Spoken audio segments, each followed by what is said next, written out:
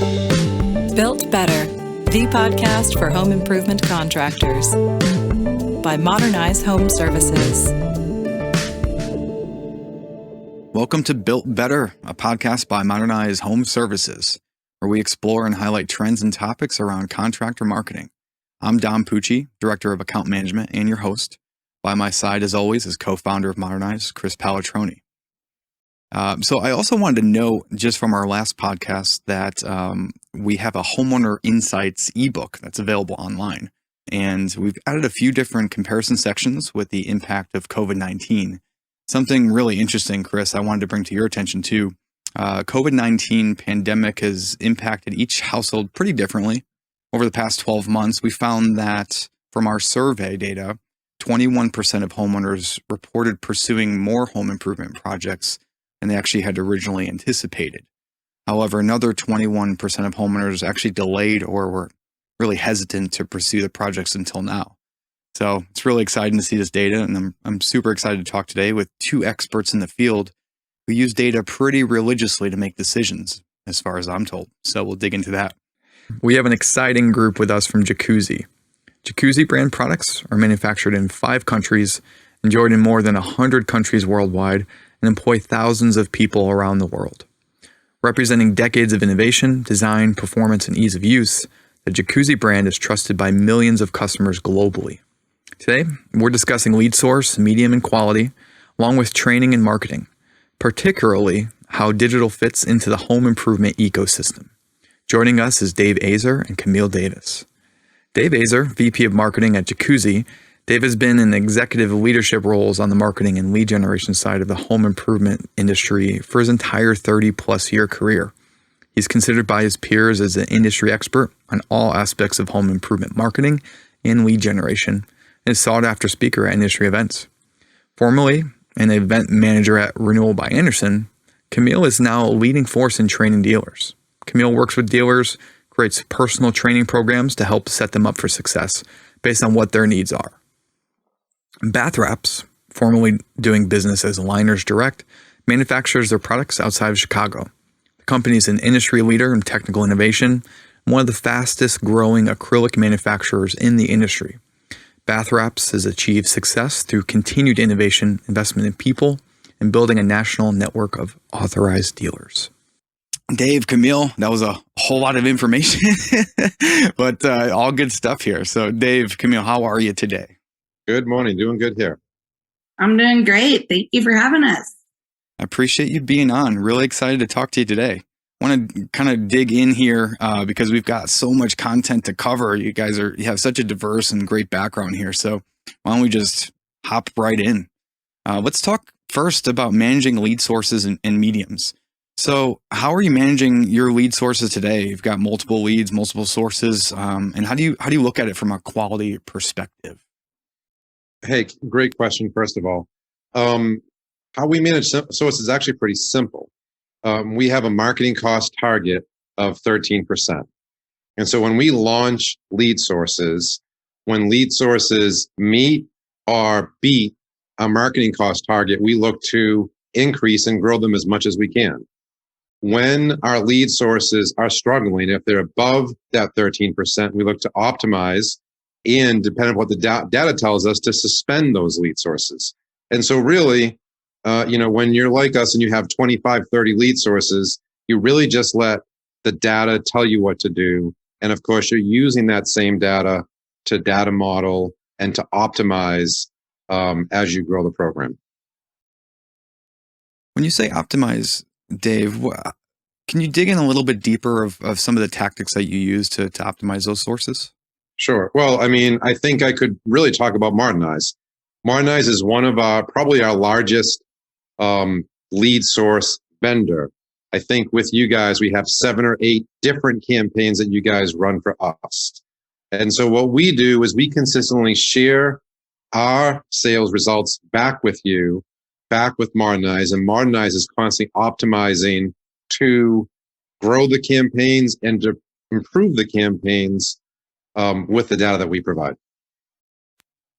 Yeah, thanks for that, Dave. I was hoping you were going to say that. Actually, it was a bit of a leading question, but yeah, I mean, what Modernize has been really good at doing, and I think what all businesses should want to do is to look at the objective data. I mean, we've got hundreds of sources, and when we say sources, they're all different creatives, landing pages, all that good stuff, and for different customers, different markets, everything performs just a little bit differently, right? So the best thing that our partners typically can do is just share the data with us, and we can make decisions what we need to do to optimize sources. And I mean, we can track it down to zip code, we could track it down to sales rep, agent, all that good stuff, and make those changes, right? So just having data, I think, has been the biggest challenge since I've been at Modernize, but also the biggest opportunity for most customers.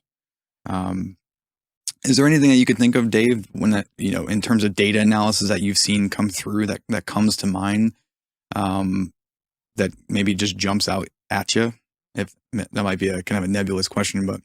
Well, I mean, again, it really is, for any program you have in this home improvement marketing industry, it's pretty simple, right? It's what's the marketing cost? And now you're going back to figure out if you're struggling, if the marketing cost is 25%, not 15%, where's the issue? Is it the lead quality? Is it that it wasn't converted from a lead to an appointment? Is it if it wasn't converted from appointment to issued lead, to demo, to sale, and then to understand at what point? So, right, you have your metrics for each conversion point in the funnel, and now you figure out, what do I have to work on? So I think when I look at conversions industry, it really is about what's my final number, but now what are the different indicators that tell me what do I have to work on to get the right conversion? So sometimes we'll have a dealer that's struggling, but it's not the lead source. We know many dealers are doing well with that lead, and that's where we look and say, okay, we have to coach and work with that dealer to improve conversion because we know the lead source is solid. Hey, Dave, you brought up a good point. It's almost like you were reading my mind. I'm curious, when you look at, I kind of joyfully like to call it the factory, right? It's the dealer's process of working that particular lead source. When you look at their factory, if you will, their processes, what are the elements that you guys feel like you have an opportunity to influence with your dealers? Well, I mean, it's number one, their call center, right? So it's converting that lead to an appointment and then to a confirmed appointment, right? Then issuing it to the sales rep. And then it's from there, it's the sales process. So for us, it's always one of those two things, or oftentimes a combination of the two, right? What's their ability to convert the lead to an issued appointment or a confirmed appointment? And then what's their proficiency to convert it from that appointment to a net sale? So it's call center process and sales process. That's great. And how involved are you guys typically with your dealers in that call center process? Kind of getting in the weeds, if you will. I know we'll get to Camille on this, but it depends on the dealer. For a dealer that's successful, we'll just let them go. For a dealer that's struggling, we'll get more involved. Okay.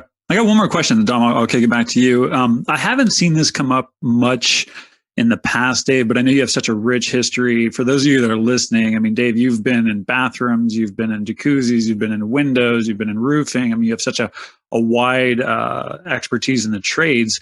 I haven't seen a lot of companies until recently start to look at channel segmentation, in which they're starting to look at, can I start treating lead sources differently from one another?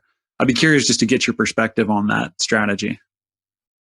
For us, we're hesitant when we deliver a lead to our dealers, right?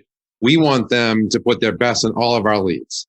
So from our standpoint, when we deliver leads to our dealers, we're hesitant to really have them treat different leads that we deliver differently, or lead scoring to take the best leads and put their best people on it, because there's a lot of that out there.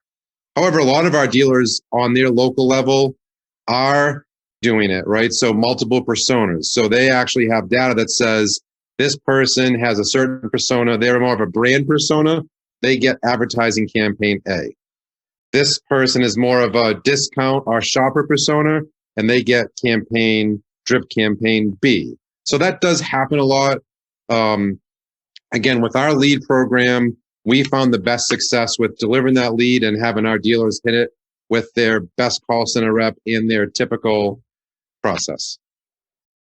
Yeah, what I've found, Dave, to that point is most customers of ours segment their business by outbound and inbound. So an outbound would be a non-branded lead, like a modernized lead. Inbound would be your branded lead from your own SEO, website traffic, those types of things, right? Is that kind of how that persona segment is?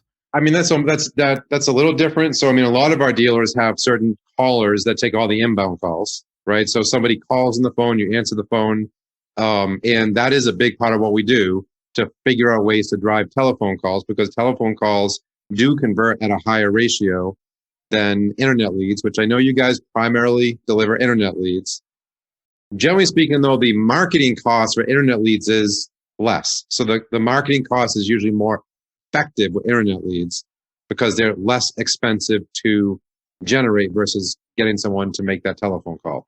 However, many of our dealers have separate call center reps that would say take an inbound lead, and then a different, again, group of call center reps that would handle outbound leads. So there's, I guess, obviously a lot of different ways to look at this segmenting question. Yeah, I would say so. Maybe Camille, you can kind of hop in and how you look at training those call center teams based on the segmentation. Is there anything that sticks out to you that you'd want to comment on? Well, like Dave said, each call center is different. We don't have like a cookie cutter setup dealer by dealer. So it really just varies with what I do. I'm kind of diving in. Do you have a separate outbound dialer? Do you have a separate inbound dialer? And then going from there. We like it separate, don't we, Dave? We love it when it's separate. We love it separate. But if not, obviously there's, from my perspective, different coaching opportunities based on how they have it set up. Right. And so are you trying to essentially, you said you don't have a cookie cutter approach, but do you have in your mind what, let's say, a utopia call center looks like? And are you trying to push those folks to get to that utopia state, or is there some kind of combination? We try where we can. But really we work with where our dealers are at and progress in that way. Obviously, you've got huge goals that you would have, but you don't want to throw out goals to a company who's not even halfway there yet. So it really is different based on where each dealer is at. Hey, Camille, Chris here. I don't know. I find this topic so interesting because, Dom and I have had, just years of dealing with contractors. We probably have talked to a lot of the same ones as well. When you look at the difference between those dealers that perform well on whatever lead source you guys are choosing to measure, and then those that don't perform well, obviously there's going to be differences in processes, maybe differences in technology, but what are the top two things in your mind that really stand out that separate those that perform well and those that don't perform well? I think the top two would be, number one, leadership. Who is that leader and how involved are they with the call center team? Are they sitting in the room with them every day, or are they out somewhere in a different office, not hardly involved, maybe shooting emails here and there? So really, how are those leaders involved with the day in and day out dialing process? And then secondly, it's that culture. So you'll have, a thriving call center culture. It's very loud in there. People are having fun. They're all friends. They hang out outside of work. They love coming into work. And then you may walk in and it could be opposite. They're not even hardly making any noise, talking to each other. They hate being there. But both of those things really obviously fall under the leadership. How are they managing the team? How involved are they? Are they putting in that extra effort to build that culture to help thrive in those call centers? That's great. I think when I think of that, one of the things that I look for, and I think it touches on the culture and the leadership, I word it a little bit different, is the way that the leaders of the company think about that particular channel. When it comes down to any lead source, be it, event canvassing, door to door, they all work. We have clients across the country that are billion-dollar companies in different channels, but I think it comes down to how people think about that particular channel. Cliche is to say, but if you think you can make it work, you're going to find a way to make it work. Mm-hmm. And if you don't, you won't. So, no, I appreciate that. That's good feedback on that. Camille, obviously the elephant in the room always has been COVID, right? And in call center environments, the things that a lot of folks did early on is they moved to more of a remote call center atmosphere. Has that been the biggest challenge, or has it been a significant challenge that you've seen in trying to set up those remote agents, have people work from home and be effective when you're removing that good culture, that loud environment, hit the gong, whatever it might be, right? Can you talk to me a little bit about how that has been overcome? Yeah, I would say, at one point, 100% of our call centers went virtual, went remote. And it was a struggle at first to kind of transition to that new virtual lifestyle. We even have an advisory board, a virtual call center advisory board that we developed specifically for that, because everyone's trying to figure out how to make it work. And so on that advisory, we discovered some things that actually can help in the virtual world. But what it really boiled down to was these are things we should have been doing anyways. So they're having more meetings. They're talking more one-on-one with each person. One thing I really love that a lot of people implemented that helped in this virtual world is setting up Zoom meetings where they're listening to live calls with each other. So you'll have a veteran caller listening to the live calls with maybe a newer caller, and they're able to kind of have that one-on-one connection that you could get in the office. But I will say this, majority are going back into the office. It's slow, but they are looking to go back to that setup, which is good news. I think everybody's excited about it. So that's a good call out, actually. So why do you think the remote versus in-person, why would you migrate back to in-person versus remote? Just, again, that culture and being able to be there with everybody, pick up on things.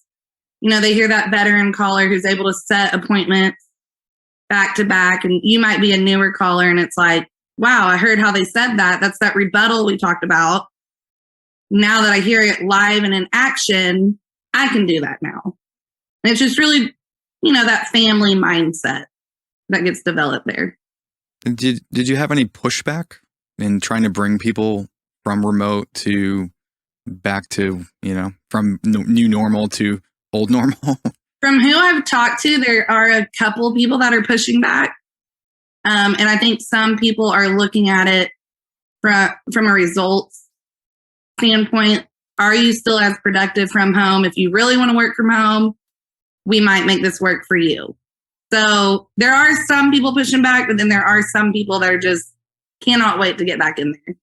I want to ask you a question on the performance part of it, because we have so many companies we work with massive call centers, and so many have had to relocate, and some are choosing not to bring back into the office at all. When you look at purely the number side of things, what was the biggest downside of COVID from a metric standpoint, if there was one?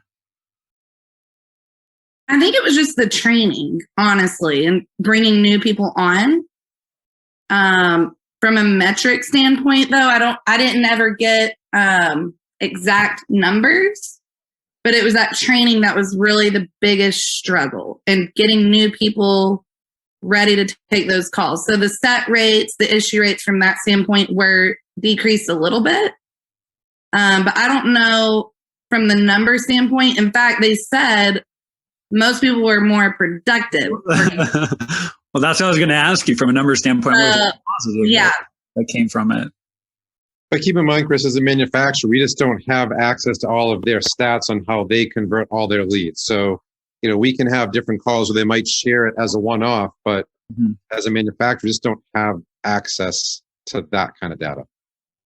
Okay, got you. So a little lack of data to see Okay. And especially in our dealers are not franchises. So everything we give, it's surprising when you hear the training that Camille delivers. We deliver this all in a non-franchise environment, which is actually very unusual. Okay. Gotcha. All right, Camille, I'll take you off the hot seat on the metrics performance side of things. Back to you, Dom. Yeah, before we move on to the next topic, I did want to roll back into just putting Dave back on the hot seat here. When you talk about cost of marketing is kind of your biggest factor that you judge your lead sources and success on.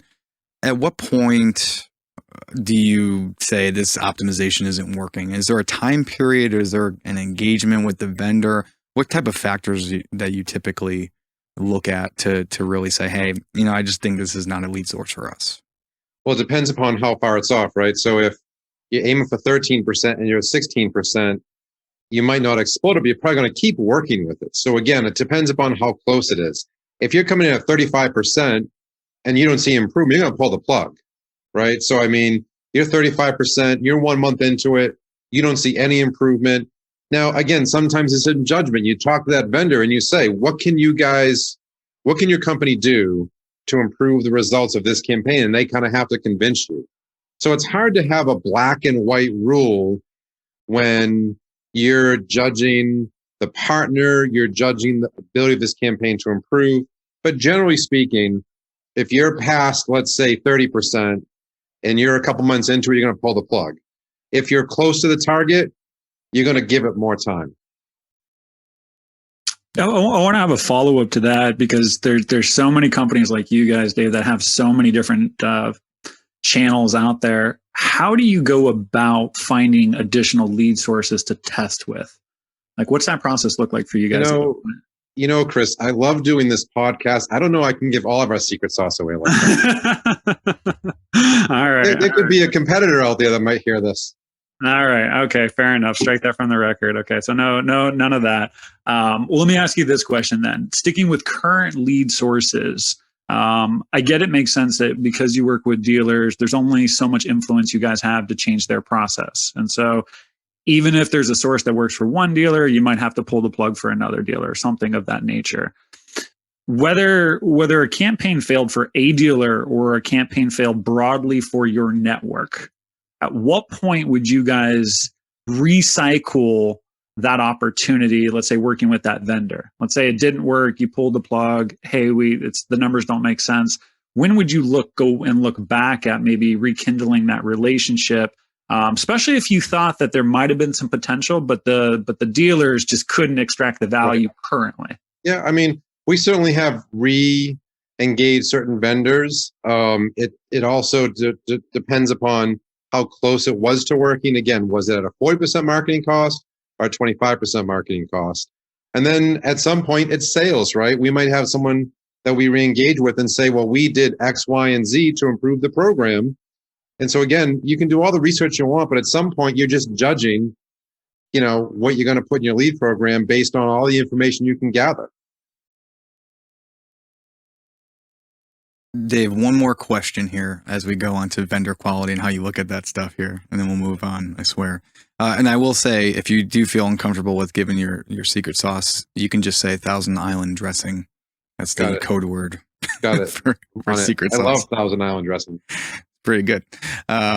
So one of the things that typically happens, or one of the things that we do as a company, I'll give you our Thousand Island dressing, is that for some of our higher quality sources, the higher converting, through the funnel, you will spend more money on that, right? We have a margin percentage that we want to keep, right? To your point, if your marketing cost is 13%, that's your target. But will you sometimes pay more money as a percentage of marketing for a higher quality source versus, holding them to that 13% target if everything aggregates at 13%? We will do it, and I'll tell you why we'll do it. So we do it with traditional media. So for example, a digital lead we might spend $50 for. Traditional print and television we might spend $200 for.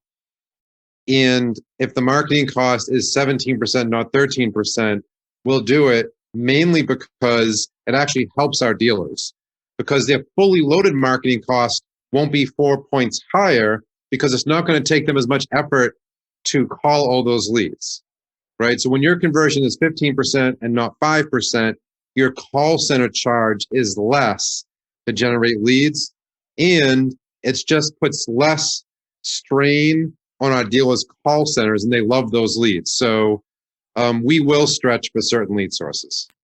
Right. So you kind of run the OpEx into it a little bit. Well, I mean, there's also co-reg leads that cost $1.25 a lead, but they're good. They help the dealers. They hire new people. It's something that they can practice with. So I mean, there's some good uses for that. But you really want a co-reg to be at 10% because it's going to cost them 5 times the amount of time to work that lead in their call center. And co-reg, $1.25 really stretches the boundaries. Yeah. No, that is a little bit more of a sophisticated approach than what we'll typically see from emerging contractors. Typically, they're not stretching back and forth based on the OpEx cost. It's straight cost of marketing if they have a target or not. So, that's a little bit of the Thousand Island dressing there. Yeah, and I was always taught to measure fully loaded marketing costs at the retail end. And so the retailers need to calculate out how much percentage of their call center is on different lead types to truly understand the marketing cost of that lead. Well, Dave, that would be just amazing if people had that type of analytics in their call center. We don't always see that. No. I have one more question on this, Dom, and then I'll hand it back to you on this particular one. If somebody was not currently participating in lead gen, quote unquote, a Modernize, a Quinn Street, something of that nature, Dave, would you recommend people to play ball in this particular channel, or do you think it's reserved for specific types of companies?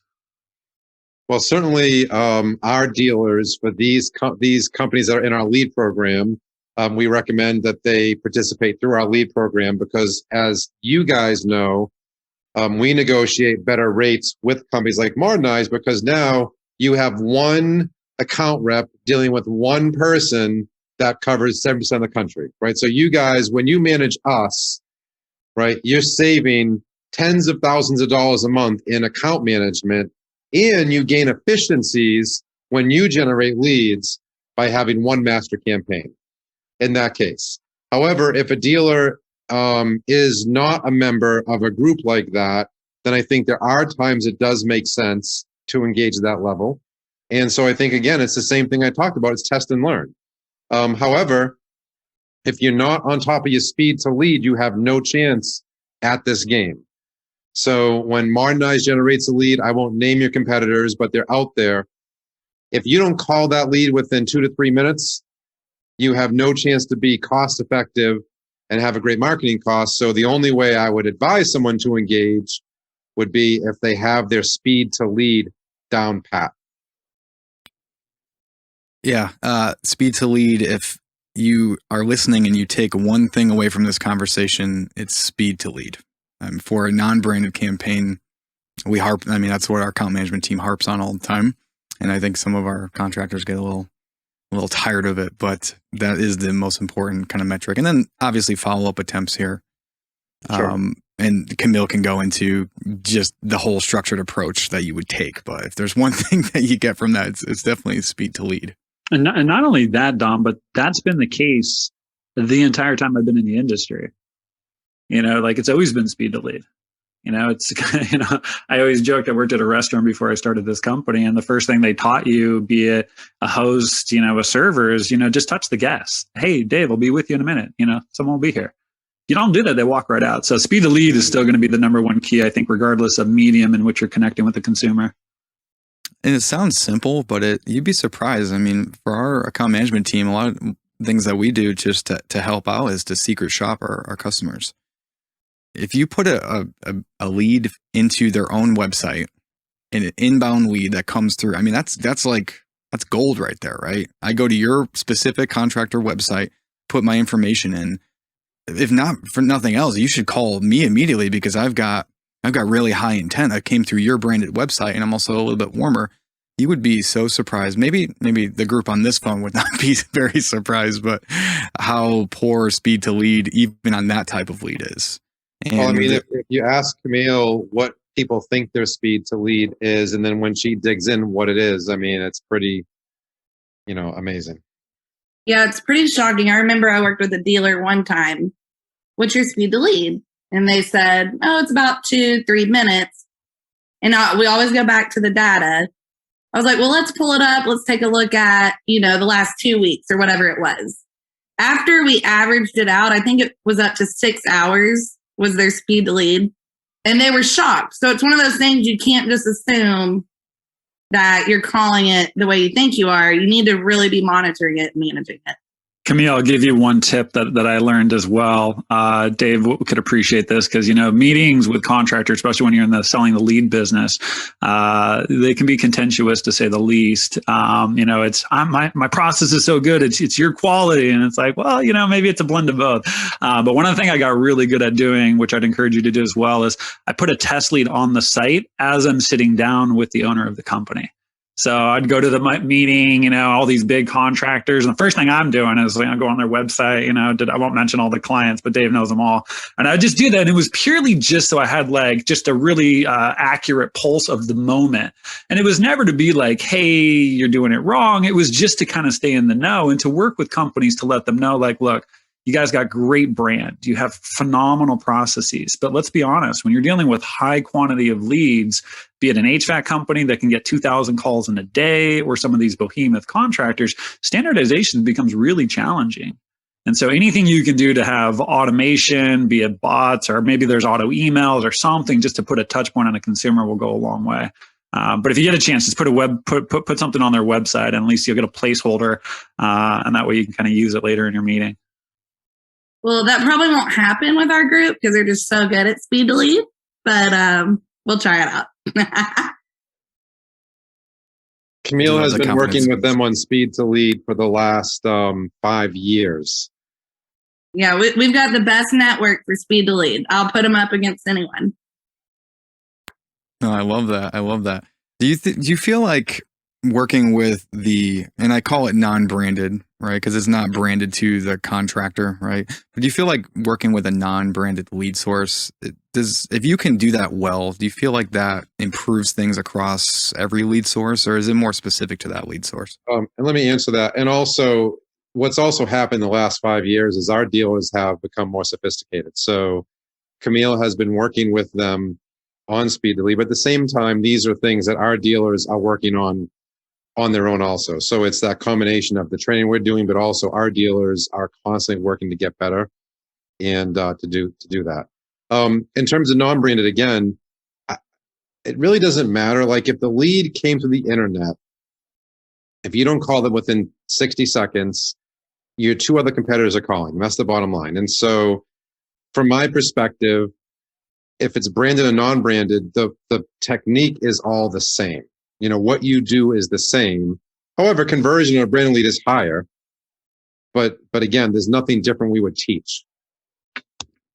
I got one more question. And when you're looking at, I guess just I like to describe it as like the friction in the process, right? Camille and Dave, a homeowner wants to get a quote on something.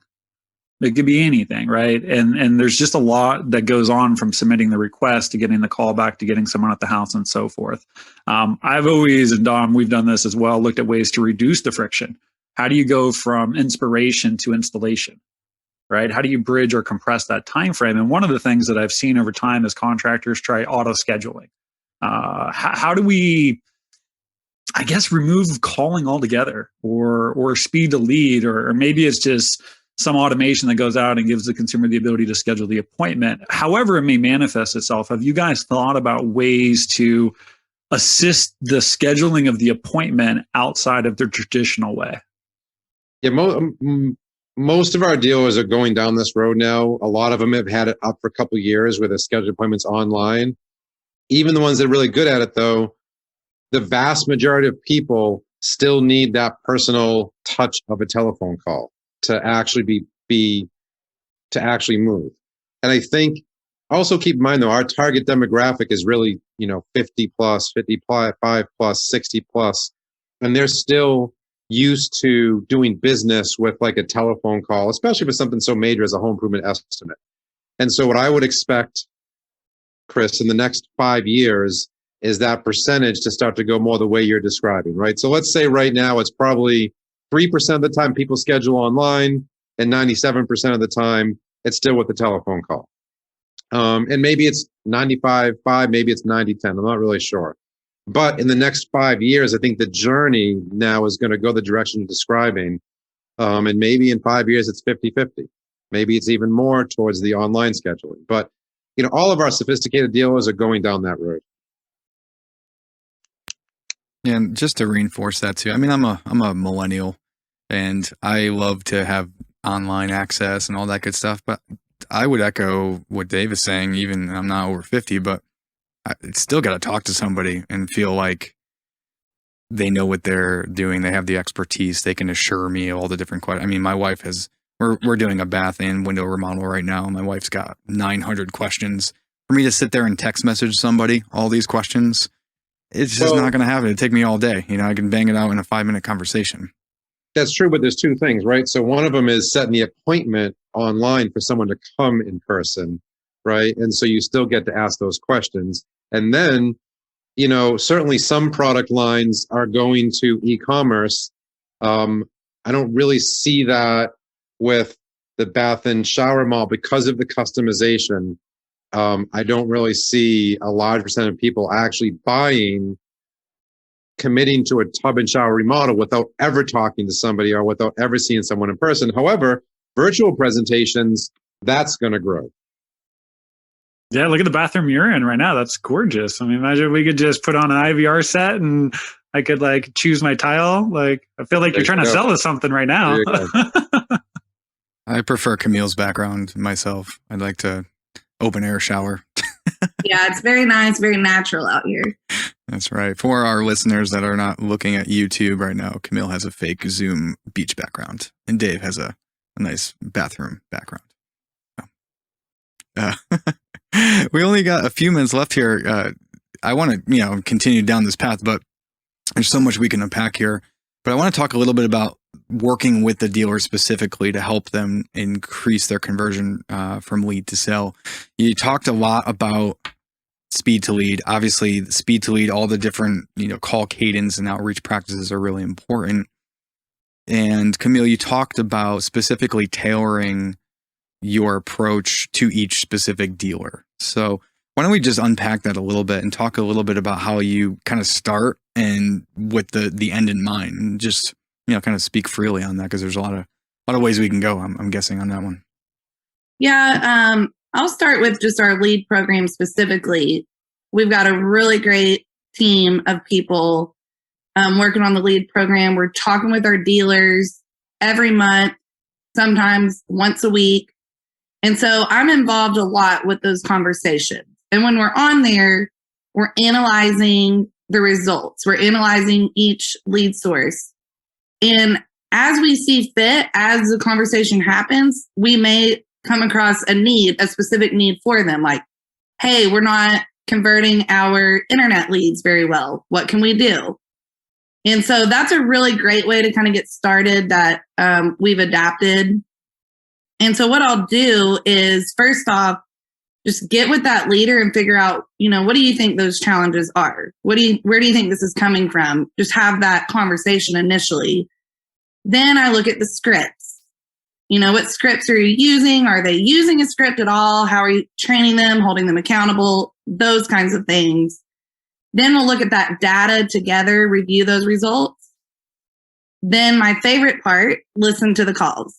You've got the proof right there in front of everybody. Listening to those calls and trying to see, for instance, they said they're using a script. Well, are they really following a script in those recordings? And then once we do all that, that's when you can kind of formulate that specific training program.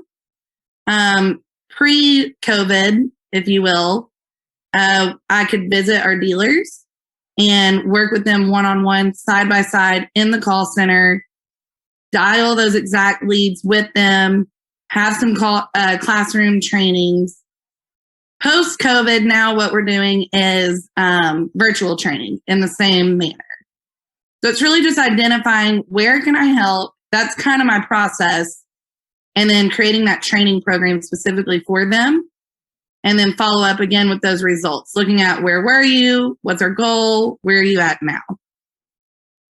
Oh, I want to back up a little bit because I may have missed a part here, so I apologize, Camille. Before you start the interaction with a dealer, is this just part of the relationship you guys have? Is I guess consulting? Is that just a natural part of the partnership? Yeah, it is. So we like to work really closely with our dealers within our network. And so within the lead program, we're already talking with them on a consistent basis, reviewing those numbers with them. So that's just one way where I identify those potential issues or challenges that they want to work on. Obviously, like you said, you could look at it as a consulting basis, where we have really great relationships. I get emails all the time from our dealers. Hey, can you do this training with our team? We really need help with this or that, so there's different ways that we come about different training opportunities, but we do have those relationships. That's one thing that really, I think, helps us stand apart compared to other manufacturers. No, that's great. The reason I asked that is, as you were describing kind of the process and working with them between reviewing scripts and listening to phone calls, like it's quite extensive, right? It's not as simple as let me give you a lead or sign up for our dealer program, and these will just show up in your inbox. And at Modernize, one of the things that's made us very successful as well is taking a similar approach. Sure, we can certainly be very transactional with customers. And for those that are just so good at leads, maybe they just need the leads. But I think what we've realized over all the years is even the really good companies could still use some of that more consulting, right? It's, hey, take a look at our script, right? And I have to imagine, because it's such value added for us, as we work with every major company across these different trades. And with you guys, you work with so many different dealers that you're exposed to the same challenges, objections on the phone and whatnot. I was just curious if your dealers are appreciating that type of expertise, because it definitely sounds like a value added.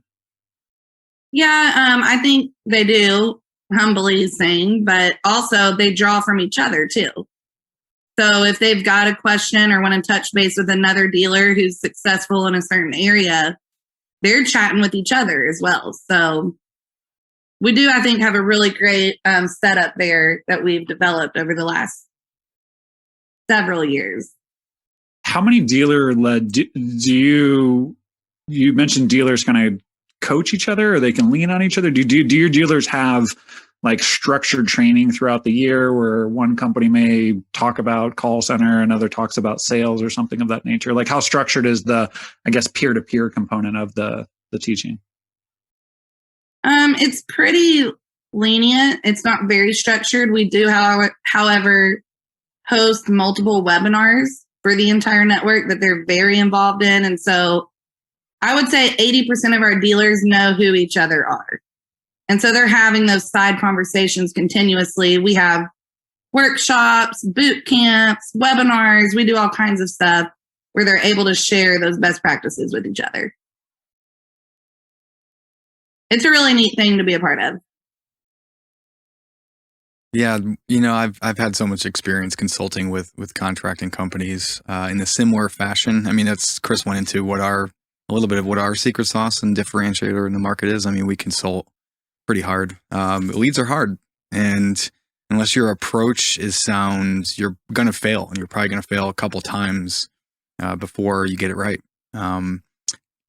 Camille, you probably have some interesting stories, and we only have a few minutes left here to talk. So I wanted to maybe just throw out, are there any stories that come to mind, that success stories, or maybe you took a dealer that was maybe a little standoffish, maybe a little suspect, a little pushbacky, so to speak, and turn them around? And yeah, what can you learn from that? I guess we talked about speed to lead, so I'll share a story around that. We had a company in our lead program. Again, we're having those conversations, and we noticed their web form leads were at a set rate much lower than the entire network. And so, a lot of people want to believe that they're doing everything perfect. There's no issues. We've got it figured out. And so really, to me, the number one thing you can do is build that relationship and let them know, like, hey, I'm here to help you and reach your career goals. First, starting there, like, where do you want to be as a leader? Where are you trying to get? Well, I want to help you get there. And so it's really starting with those connections and building the relationship. And so with this particular company, I don't know if pushback is the right word for it, but there was a lot of conversations to be had. No one was managing speed to lead. It was all pretty manual. It wasn't automated. And so we really dove into how you can successfully call those leads as quickly as possible from a manual perspective. And so I think to start with, they were at like a 13% set rate. We had all those coaching calls. We had all those conversations. It was a pretty drawn out process. And then when we were done with it, I think they were at like a 30% set rate on those web form leads, which is how I like to measure speed to lead success. And so it's just many, many conversations and building that connection to help, get that dealer where they want to be. That sounds about right. We talk about, we're in a little bit of a different atmosphere as a quote unquote vendor, but we talk specifically about, hey, right now you're looking at us as a vendor and we want you to look at us as a partner because we're going to tell you exactly how to be successful with this type of program. And I imagine it's similar for you. You're coming in, these are dealers, right? You're not franchisees. So there might be some suspicions, right? But overcoming those things and making that a partnership and helping people understand that we're in this together. We're all going to make money together. There's certainly enough money out there to be made. Right. I think that's been our goal at least. And it sounds very similar. Yeah. And I also would want to say, my approach is never, here's how to do it. Okay, good luck. I like to get in the trenches with them, make calls where I can, and really show I'm not just people don't want to just be barked at. They want to see that you're in there with them, helping them out. So that is something I really strive to do. Right. Collaboration. Yes. There you go. With just a few minutes left here, again, thank you all so much for your time here. A lot of this Thousand Island dressing for sure. I really appreciate the secret sauce. Do you have any recommendations that you would give, to dealers or to contractors out there that are listening, as you close? We're in June now, right? So first half of 2021 is gone. We're all transitioning out of COVID. Numbers are looking good. Are there any recommendations that you give specifically? Camille, we'll start with you. And then Dave, if you have anything that you think of. Honestly, just keep training. Training never ends. That's what I do every day. So never stop the training. Once someone's trained up, it doesn't end there. You've got to have that continual training. And so what are you doing as a leader to stay involved, be helpful? Are you listening to those call recordings side by side? Are you holding your people accountable? And it all falls onto the training. Put in the training work and it'll pay off. Thanks, Camille. I appreciate that. Dave, what do you have for us as we try to wrap this baby up? Think about the amount of different areas that you could advise a contractor on what to focus on.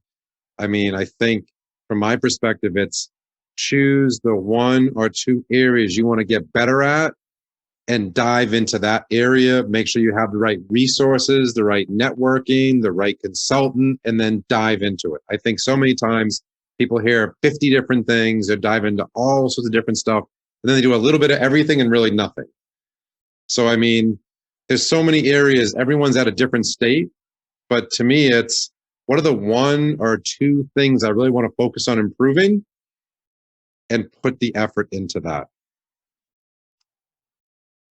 That's awesome. And I would also add to that, if you can't measure it, you can't manage to it.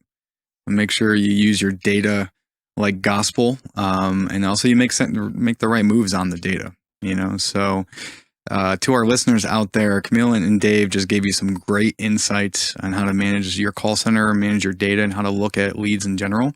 So I would just say, please heed that, because it's some great insight there. And we've seen it be very actionable and transformative for a lot of our contractors out there. So Camille, Dave, thank you so much for being with us today. It was definitely insightful and informative. I can't wait to do this again and get some more information out there to help the industry as we know this industry is just primed for growth here.